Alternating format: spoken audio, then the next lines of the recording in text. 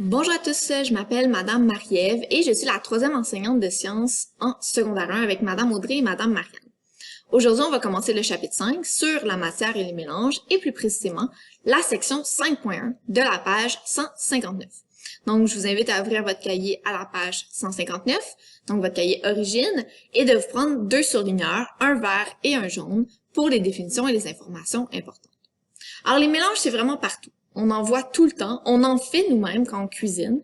Par exemple, si je fais des patates pilées, je vais prendre des patates, du lait, du beurre, je vais tout mélanger ça. Si je fais un smoothie le matin et que je combine différents fruits, même des légumes avec du jus, ça va me faire un nouveau mélange. Les boissons que je bois. Une boisson gazeuse, c'est une forme de mélange. De l'eau en bouteille, c'est une sorte de mélange. De l'eau en général, quand on a de l'eau du robinet ou dans une bouteille, ça contient de l'eau et des minéraux. Donc, les mélanges, c'est vraiment partout. Puis en science, on va faire des mélanges. On va les observer, on va voir c'est quoi leurs propriétés. Donc, ça va être important de comprendre qu'est-ce qu'un mélange, mais aussi c'est quoi les différents types de mélanges avec lesquels on va travailler. Alors, si on descend un peu dans notre première page, on va venir surligner la définition suivante en vert. Pour nous, un mélange, c'est une association de plusieurs substances. Donc ça, je pense que c'est instinctif. Tout le monde sait qu'un mélange, c'est quand on met plusieurs choses ensemble. Mais il faut apporter la précision qu'un mélange, ça ne provoque pas de réaction chimique. Okay? C'est-à-dire que j'associe plusieurs substances ensemble et qu'il n'y a pas de réaction chimique qui va se produire. Parce que quand on parle d'une réaction chimique, c'est qu'on va parler de la création de nouvelles molécules à partir des substances qu'on a combinées. Et dans ce cas-ci, on n'aura pas un mélange. Je prends l'exemple du bicarbonate de soude et du vinaigre. Vous avez probablement déjà mélangé du bicarbonate de soude et du vinaigre ensemble. Ça fait un dégagement de gaz, ça fait des bulles. Donc ça, c'est une réaction chimique. On peut pas considérer le vinaigre et le bicarbonate de soude ensemble comme un mélange, mais plutôt comme une réaction. On voit que quand on combine ces deux substances-là, on se retrouve à la fin avec différentes substances, dont le fameux CO2, le gaz carbonique, qui s'en échappe. Alors, ce que j'ai à la fin et ce que j'ai au début diffère, ça sera pas un mélange, selon notre définition.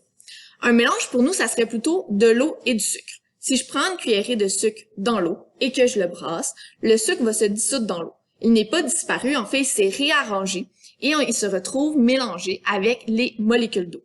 À la fin, je retrouve mon sucre et mon eau comme j'avais au début, c'est juste arrangé d'une différente façon. Donc ça, c'est ma définition d'un mélange. Il y a une autre définition qui va être importante ici, qu'on va venir surligner en vert, c'est la définition de substance pure. Lorsqu'un échantillon de matière n'est pas un mélange et qu'il est constitué d'un seul type de substance, on parle de substance pure. Donc, si on a une seule substance qui n'est pas un mélange, on va appeler ça une substance pure. On peut prendre plusieurs substances pures, les combiner ensemble et là obtenir un mélange. Ça, c'est possible aussi. Alors, on va venir passer maintenant à la page suivante, soit la page 160. À la page 160, on va venir voir les différents types de mélanges. Et en fait, il faut comprendre que les mélanges peuvent prendre plusieurs formes. On a vu dans les chapitres précédents qu'il existait 3 états de la matière: solide, liquide et gazeux. Et ces états de la matière s'appliquent aussi aux mélanges. Il est possible d'avoir des mélanges solides, comme les alliages, dont je vais parler un peu plus tard, des mélanges liquides, comme du jus, et des mélanges gazeux, comme l'air. Et on peut avoir aussi des mélanges qui présentent tous ces états. Okay? Par exemple, un mélange solide, ça peut être ce que j'ai appelé ici un alliage. Donc, un alliage, je vais venir écrire ici avec votre crayon, c'est un mélange de métaux.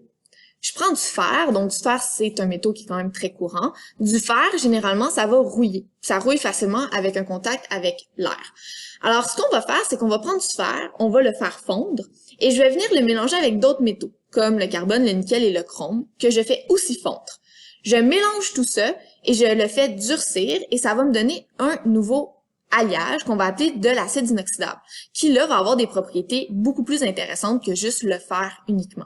Donc ça, c'est un mélange solide, c'est un exemple de mélange qui est complètement solide.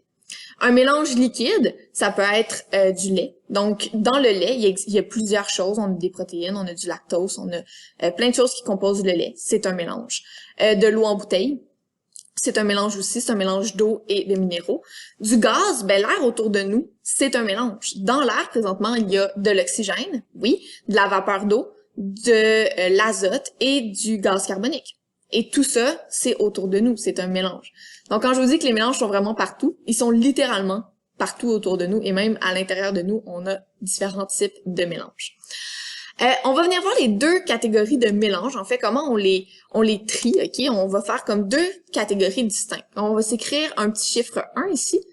Donc 1, donc notre première catégorie de mélange qu'on vient voir aujourd'hui, c'est les mélanges qu'on va appeler hétérogènes.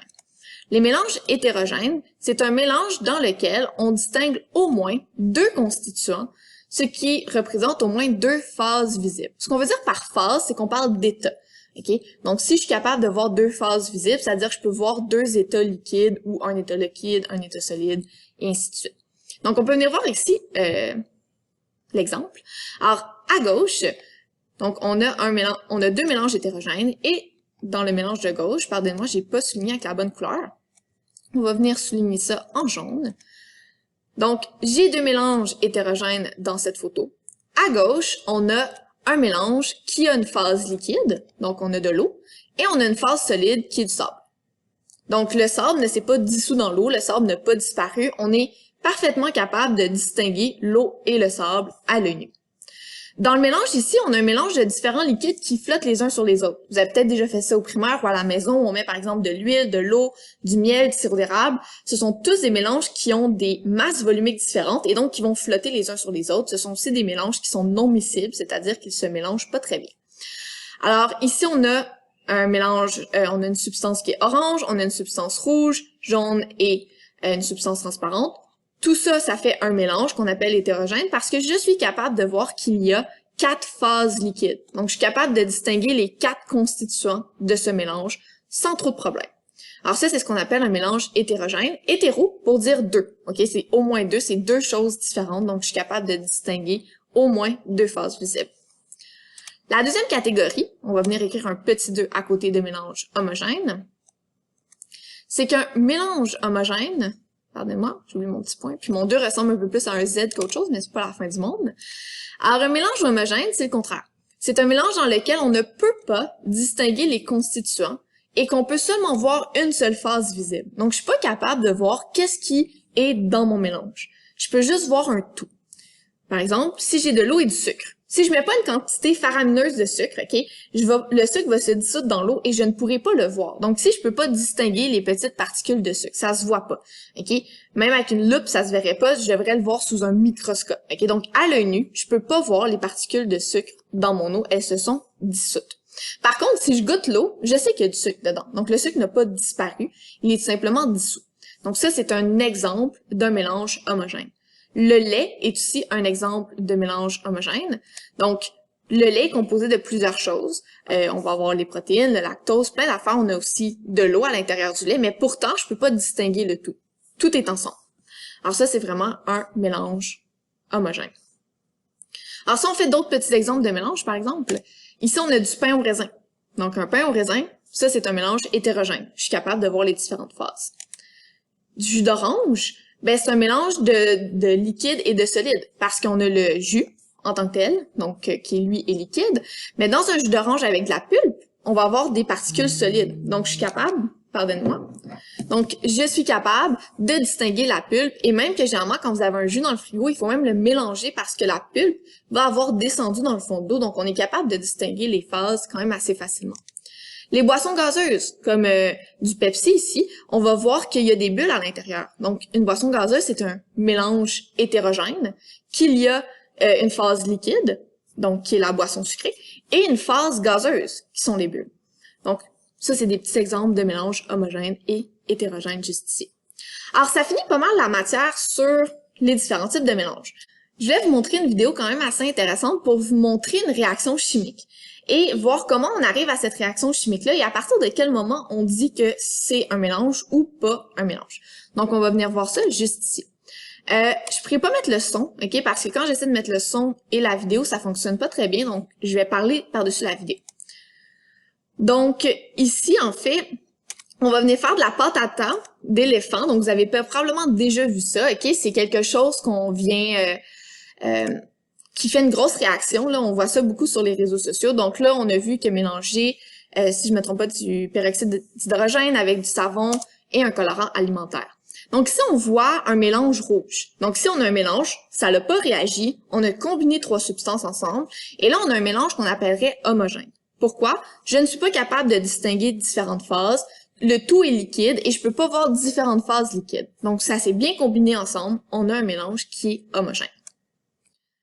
Alors, on a ce mélange-là rouge homogène, et là, il va aller dans le fond prendre pas un pêcheur, un bécher, avec une solution diodure de potassium qu'il va mettre dans de l'eau bouillante, et là, il va venir brasser le tout. Donc, pendant qu'il brasse, ici, on est capable de voir notre eau, et on est capable de voir l'iodure de potassium.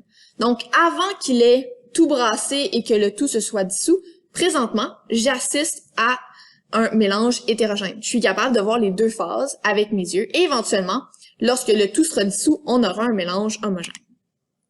Donc encore ici, on est dans la présence de deux mélanges. Et là, ce qui est intéressant, c'est quand on combine ces deux mélanges-là ensemble, qu'on va obtenir une grosse réaction chimique. Donc, on a ici une pas pire explosion.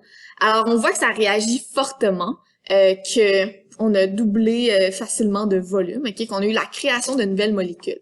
Donc, à partir du moment où j'ai combiné mon mélange rouge et mon mélange d'eau et d'iodure ensemble, j'ai obtenu une réaction chimique. Donc, ça ne serait pas considéré comme un mélange selon notre définition.